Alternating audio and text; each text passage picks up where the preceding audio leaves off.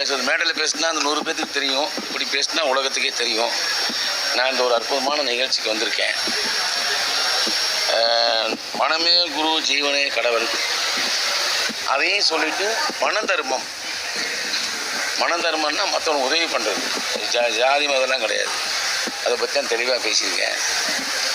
ஒரு மனிதன் எப்படி இருக்கணும் அப்படிங்கிறது இந்த புத்தகத்தில் இருக்குங்கிறது என் மனைவி சொன்னால், அதை பற்றியும் பேசியிருக்கேன். நான் வணங்கும் அண்ணாமலையார், நான் வணங்கும் எம்ஜிஆரை பற்றியும் பேசியிருக்கேன்.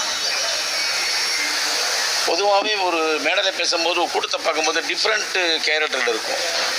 ஆனால் எனக்கு தெரிஞ்சு நான் 5000 மேடையில் ஏறி பேசியிருக்கேன்.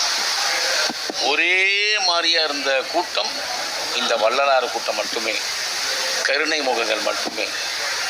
இவர்கள் அனைவரும் ஒரு தாய் மக்கள்கள், ஒன்றே குலம் ஒருவனே தேவன், ஜாதி மதம் வேதம் பார்க்காமல் மற்றவனுக்கு தர்மம் பண்ணுவதே எண்ணமாக வாழ்ந்து கொண்டிருக்கும் இந்த கூட்டத்தில் நான் கலந்து மிக்க மகிழ்ச்சி. சார், இந்த மேடையில் வந்து இஸ்லாமிய சமுதாயத்தை சேர்ந்தவங்களாம் வந்து ரொம்ப சந்தோஷமாக அதான் சொன்னேன். ஒன்றே குலம் ஒருவனே தேவன் எப்படி பார்க்குறதுங்கிறதே இல்லை.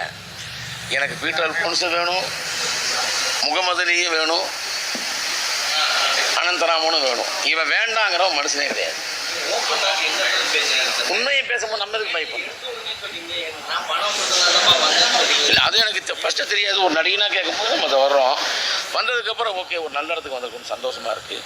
நான் இப்பவும் சொல்கிறேன், இஸ்லாமரையும் கிறிஸ்டினையும் இந்துக்களையும் கிறிஸ்து பேசுகிறவன் மனிதனே கிடையாது.